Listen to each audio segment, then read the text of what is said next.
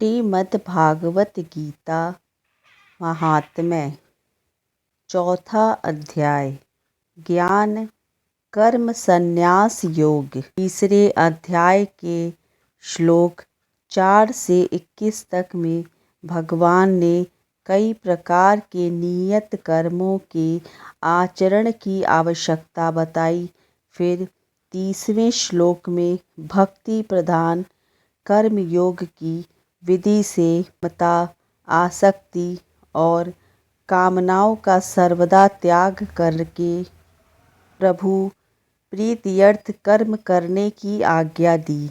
उसके बाद 31 से 35वें श्लोक तक उस सिद्धांत के अनुसार कर्म करने वालों की प्रशंसा और नहीं करने वालों की निंदा की तथा राग और द्वेष के वश में न होकर स्वधर्म पालन के लिए जोर दिया गया है।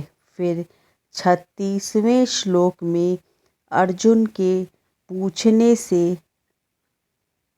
37वें श्लोक से अध्याय पूरा होने तक काम को सर्व अनर्थों का कारण बताया गया है और बुद्धि के द्वारा इंद्रियों और मन को वश करके उसका नाश करने की आज्ञा दी गई है। लेकिन कर्म योग का महत्व बड़ा गहन है, इसलिए भगवान फिर से उसके विषय में कई बातें अब बताते हैं। उसका आरंभ करते हुए पहले 3 श्लोकों में उस कर्म योग की परंपरा बताकर उसकी महिमा सिद्ध करके प्रशंसा करते हैं। श्री भगवान बोलते हैं, मैंने इस अविनाशी योग को सूर्य से कहा था। सूर्य ने अपने पुत्र वैवस्वत मनु से कहा और मनु ने अपने पुत्र राजा इक्ष्वाकु से कहा। हे परंतप अर्जुन, इस प्रकार परंपरा से प्राप्त इस योग को राजर्षियों ने जाना, किंतु उसके बाद यह योग बहुत काल से इस पृथ्वी लोक में लुप्त प्राय हो गया। तू मेरा भक्त और प्रिय सखा है, इसलिए यह पुरातन योग आज मैंने तुझे कहा है, क्योंकि यह बड़ा ही उत्तम रहस्य है, अर्थात गुप्त रखने योग्य विषय है। अर्जुन बोले, आपका जन्म तो अवांछनीय अभी हाल ही का है और सूर्य का जन्म बहुत पुराना है, अर्थात कल्प के आदि में हो चुका था। तब मैं इस बात को कैसे समझूं कि आप ही ने कल्प के आदि में यह योग कहा था। भगवान बोले, हे परंतप अर्जुन, मेरे और तेरे बहुत से जन्म हो चुके हैं, उन सबको तू नहीं जानता है, किंतु मैं जानता हूँ। मैं अजन्मा और अविनाशी स्वरूप हूँ। मैं अजन्मा और अविनाशी स्वरूप होते हुए भी तथा समस्त प्राणियों का ईश्वर होते हुए भी अपनी प्रकृति को अधीन करके अपनी योग माया से प्रकट होता हूँ। भारत, जब जब धर्म की हानि और अधर्म की वृद्धि होती है, तब तब ही मैं अपने रूप को रचता हूँ, अर्थात साकार रूप से लोगों के सम्मुख प्रकट होता हूँ। साधु पुरुषों का उद्धार करने के लिए, पाप कर्म करने वालों का विनाश करने के लिए और धर्म की अच्छी तरह से स्थापना करने के लिए मैं युग युग में प्रकट हुआ करता हूँ। हे अर्जुन, मेरे जन्म और कर्म दिव्य अर्थात निर्मल और अलौकिक हैं। इस प्रकार जो मनुष्य तत्व से जान लेता है, वह शरीर को त्याग कर फिर जन्म को प्राप्त नहीं होता है, किंतु मुझे ही प्राप्त होता है। पहले भी जिनके राग, भय और क्रोध सर्वथा नष्ट हो गए थे और जो मुझ में अनन्य प्रेम पूर्वक स्थिर रहते थे, ऐसे में आश्रित रहने वाले बहुत से भक्त उपयुक्त ज्ञान रूप तप से पवित्र होकर मेरे स्वरूप को प्राप्त हो चुके हैं। हे अर्जुन, जो भक्त मुझे जिस प्रकार भजते हैं, मैं भी उनको उसी प्रकार भजता हूँ, क्योंकि सभी मनुष्य सब प्रकार से मेरे ही मार्ग का अनुसरण करते हैं। इस मनुष्य लोक में कर्मों के फल को चाहने वाले लोग देवताओं का पूजन किया करते हैं, क्योंकि उनको कर्मों से उत्पन्न होने वाली सिद्धि शीघ्र मिल जाती है। ब्राह्मण, क्षत्रिय, वैश्य और शूद्र, इन 4 वर्णों का समूह गुण और कर्मों के विभाग पूर्वक मेरे द्वारा रचा गया है। इस प्रकार उस सृष्टि रचनादि कर्म का कर्ता होने पर भी मुझ अविनाशी परमेश्वर को तू वास्तव में अकर्ता ही जान। कर्मों के फल में ही स्पृहा नहीं है, इसलिए मुझे कर्म लिप्त नहीं करते हैं। इस प्रकार जो मुझे तत्व से जान लेता है, वह भी कर्मों से नहीं बंधता।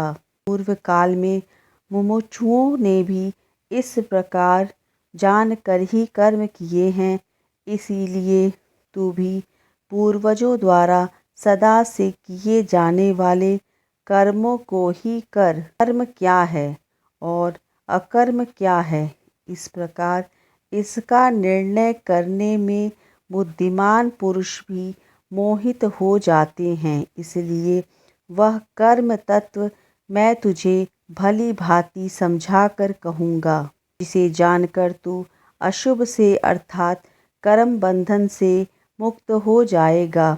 कर्म का स्वभाव भी जानना चाहिए और अकर्म का स्वरूप भी जानना चाहिए तथा विकर्म का स्वरूप भी जानना चाहिए, क्योंकि कर्म की गति गहन है। जो मनुष्य कर्म में अकर्म देखता है और जो अकर्म में कर्म देखता है, वह मनुष्यों में बुद्धिमान है और वह योगी समस्त कर्मों को करने वाला है। ये संपूर्ण शास्त्र सम्मत कर्म बिना कामना और संकल्प के होते हैं तथा जिसके समस्त कर्म ज्ञान रूप अग्नि के द्वारा भस्म हो जाते हैं, उस महापुरुष को ज्ञानी जन भी पंडित कहते हैं।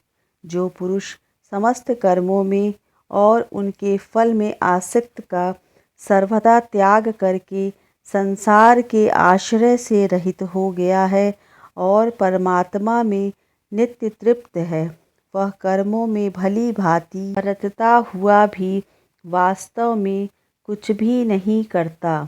जिसका अंतःकरण और इंद्रियों के सहित शरीर जीता हुआ है और जिसने समस्त भोगों की सामग्री का परित्याग कर दिया है, ऐसा आशा रहित पुरुष केवल शरीर संबंधी कर्म करता हुआ भी पापों को नहीं प्राप्त होता है। जो बिना इच्छा के अपने आप प्राप्त हुए पदार्थ में सदा संतुष्ट रहता है, जिसमें ईर्ष्या का सर्वथा अभाव हो गया है, जो हर्ष, शोक आदि द्वंद्वों में सर्वथा अतीत हो गया है, ऐसा सिद्धि और असिद्धि में सम रहने वाला कर्मयोगी कर्म करता हुआ भी उनसे नहीं बंधता। इसकी आसक्ति सर्वथा नष्ट हो गई है। जो देहाभिमान और ममता रहित हो गया है, जिसका चित्त निरंतर परमात्मा के ज्ञान में स्थित रहता है, ऐसा केवल यज्ञ संपादन के लिए कर्म करने वाले मनुष्य के संपूर्ण कर्म भली भांति विलीन हो जाते हैं। जिस यज्ञ में अर्पण अर्थात श्रुवा आदि भी ब्रह्मा हैं और हवन किए जाने वाले योग्य द्रव्य भी ब्रह्मा हैं तथा ब्रह्मा रूप कर्ता के द्वारा ब्रह्मा रूप अग्नि में आहुति देना रूप क्रिया भी ब्रह्मा है। उस ब्रह्मा कर्म में स्थित रहने वाले योगी द्वारा प्राप्त किए जाने वाले योग्य फल भी ब्रह्मा ही हैं। दूसरे योगी जन देवताओं के पूजन रूप पर ब्रह्मा परमात्मा रूप अग्नि में अभेद दर्शन रूप यज्ञ के द्वारा ही आत्म रूप यज्ञ का हवन किया करते हैं। अन्य योगी जन स्रोत आदि समस्त इंद्रियों को संयम रूप अग्नियों में हवन किया करते हैं और दूसरे लोग शब्दादि समस्त विषयों को इंद्रिय रूप अग्नियों में हवन किया करते हैं। दूसरे योगी जन इंद्रियों की संपूर्ण क्रियाओं को और प्राण की समस्त क्रियाओं को ज्ञान से प्रकाशित आत्म संयम योग रूप अग्नि में हवन किया करते हैं। कई पुरुष द्रव्य संबंधी यज्ञ करने वाले हैं, कितने ही तपस्या रूप यज्ञ करने वाले हैं तथा दूसरे कितने ही योग रूप यज्ञ करने वाले हैं, कितने ही अहिंसादि तीक्ष्ण व्रतों से यत्नशील पुरुष स्वाध्याय रूप ज्ञान यज्ञ करने वाले हैं। दूसरे कितने ही योगी जन अपान वायु में प्राण वायु को हवन करते हैं, वैसे ही अन्य योगी जन प्राण वायु में अपान वायु को हवन करते हैं तथा अन्य कितने ही नियमित आहार करने वालों प्राणायाम परायण पुरुष प्राण और अपान की गति को रोककर प्राणों में ही हवन किया करते हैं। ये सभी साधक यज्ञों द्वारा पापों का नाश कर देने वाले और यज्ञों को जानने वाले हैं।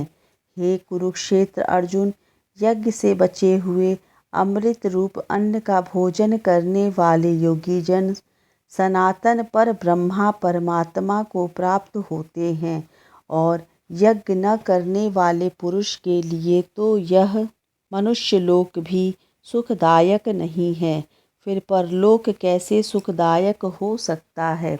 इसी प्रकार और भी बहुत तरह के यज्ञ वेद की वाणी में विस्तार से कहे गए हैं।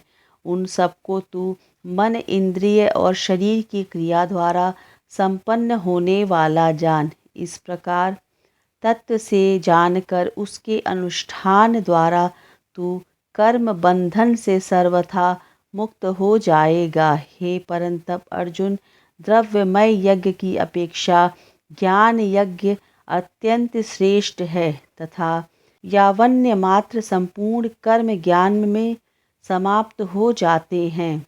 ज्ञान को तू तत्वदर्शी ज्ञानियों के पास जाकर समझ।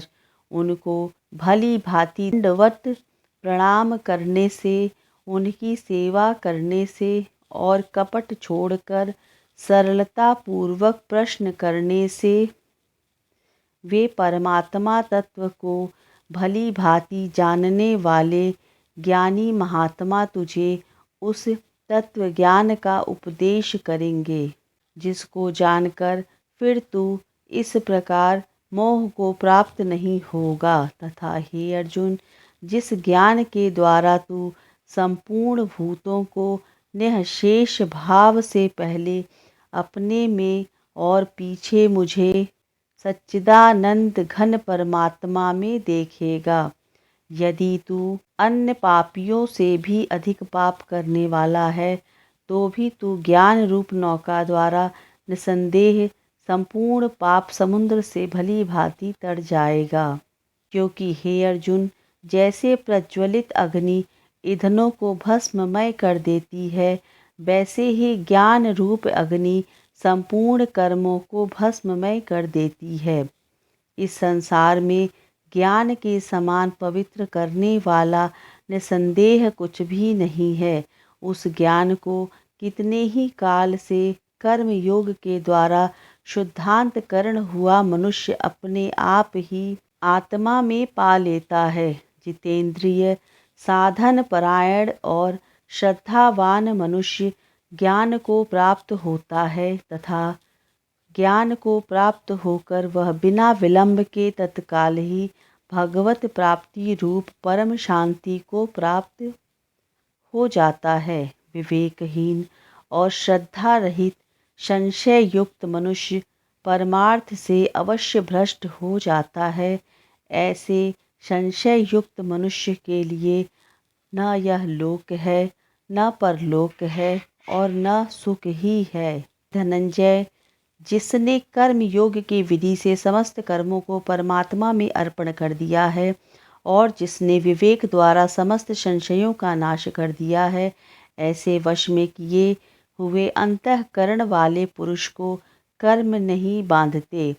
इसलिए हे भरतवंशी अर्जुन, तू हृदय में स्थित इस अज्ञान जनित अपने संशय का विवेक ज्ञान रूप तलवार द्वारा छेदन करके समत्व रूप कर्म योग में स्थित हो जा और युद्ध के लिए खड़ा हो जा।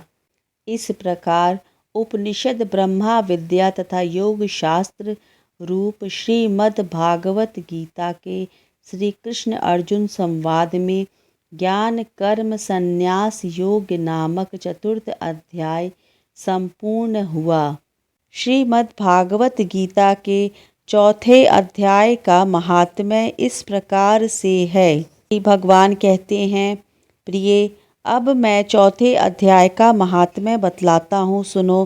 भागीरथी के तट पर वाराणसी बनारस नाम की एक पुरी है।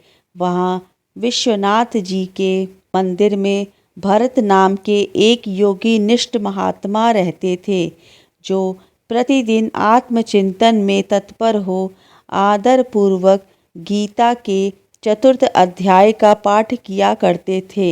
उसके अभ्यास से उनका अंतःकरण निर्मल हो गया था। वे शीत उष्ण आदि द्वंद्वों से कभी व्यथित नहीं होते थे। एक समय की बात है, वे तपोधन नगर की सीमा में स्थित देवताओं का दर्शन करने की इच्छा से भ्रमण करते हुए नगर से बाहर निकले। वहाँ बेर के 2 वृक्ष थे। उन्हीं की जड़ में वे विश्राम करने लगे।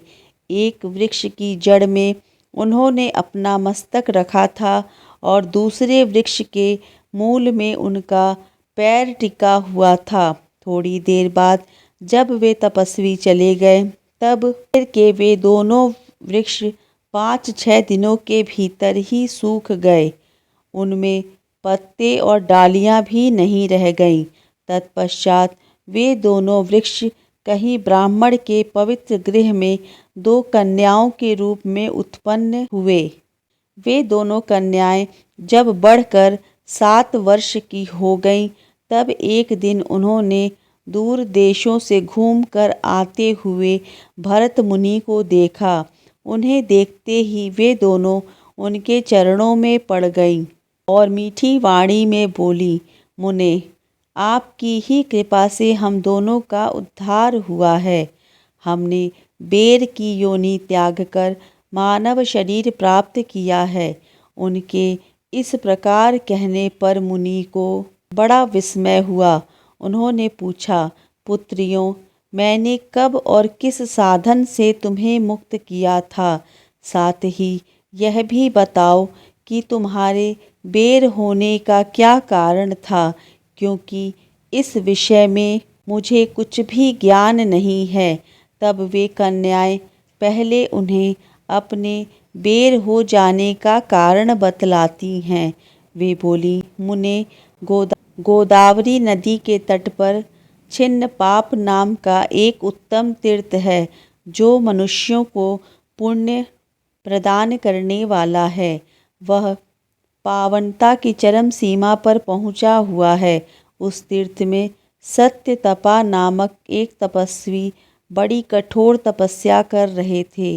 वे ग्रीष्म ऋतु में प्रज्वलित अग्नियों के बीच में बैठते थे। वर्षा काल में जल की धाराओं से उनके मस्तक के बाल सदा भीगे ही रहते थे तथा जाड़े के समय में जल में निवास करने के कारण उनके शरीर में हमेशा रोंगटे खड़े रहते थे।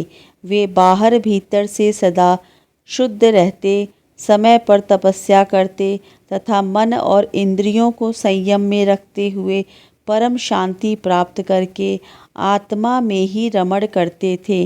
वे अपनी विद्वता के द्वारा जैसा व्याख्यान करते थे उसे सुनने के लिए साक्षात ब्रह्मा जी भी प्रतिदिन उनके पास उपस्थित होते और प्रश्न करते थे।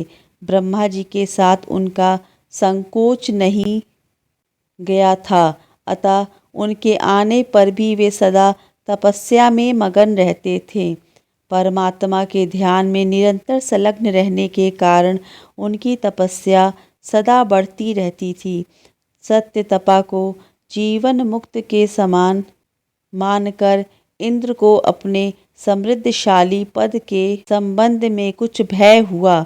तब उन्होंने उनकी तपस्या में सैकड़ों विघ्न डालने आरंभ कर दिए। अप्सराओं के समुदाय से हम दोनों को बुलाकर इंद्र ने इस प्रकार आदेश दिया कि तुम दोनों उस तपस्वी की तपस्या में विघ्न डालो जो मुझे इंद्र पद से हटाकर स्वयं स्वर्ग का राज्य भोगना चाहता है। इंद्र का यह आदेश पाकर हम दोनों उनके सामने से चलकर गोदावरी के तीर पर जहाँ वे मुनि तपस्या करते थे आए। वहाँ मंद और गंभीर स्वर से बजते हुए मृदंग तथा मधुर वेणुनाद के साथ हम दोनों ने अन्य अप्सराओं सहित मधुर स्वर में गाना आरंभ किया। इतना ही नहीं, उन योगी महात्मा को वश में करने के लिए हम लोग स्वर, ताल और लय के साथ नृत्य भी करने लगी।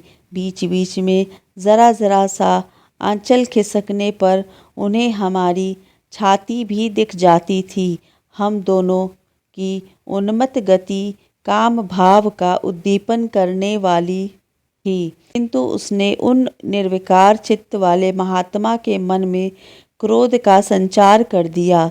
तब उन्होंने हाथ से जल छोड़कर हमें क्रोधपूर्वक श्राप दिया, अरे तू दोनों गंगा जी के तट पर बेर के वृक्ष हो जाओ। यह सुनकर हम लोगों ने बड़ी विनय के साथ कहा, महात्मन, हम दोनों पराधीन हैं, अतः हमारे द्वारा जो दुष्कर्म बन गया है उसे आप क्षमा करें। यूँ कहकर हमने मुनि को प्रसन्न कर लिया। तब उन पवित्र चित्त वाले मुनि ने हमारे शापोद्धार की अवधि निश्चित करते हुए कहा, भरत मुनि के आने तक ही तुम पर यह शाप लागू होगा। उसके बाद तुम लोगों का मृत्युलोक में जन्म होगा और पूर्व जन्म की स्मृति बनी रहेगी। मुने, जिस समय हम दोनों बेर वृक्ष के रूप में खड़ी थी, उस समय आपने हमारे समीप आकर गीता के 4 अध्याय का जप करते हुए हमारा उद्धार किया था, अतः हम आपको प्रणाम करती हैं। आपने केवल शाप से ही नहीं, इस भयानक संसार से भी गीता के 4 अध्याय के पाठ द्वारा हमें मुक्त कर दिया है। श्री भगवान कहते हैं, उन दोनों के इस प्रकार कहने पर मुनि बहुत ही प्रसन्न हुए और उनसे पूजित हो विदा लेकर जैसे आए थे वैसे ही चले गए तथा वे कन्याएं भी बड़े आदर के साथ प्रतिदिन गीता के 4 अध्याय का पाठ करने लगी, जिससे उनका उद्धार हो गया। ओम नमो भगवते वासुदेवाय नमः।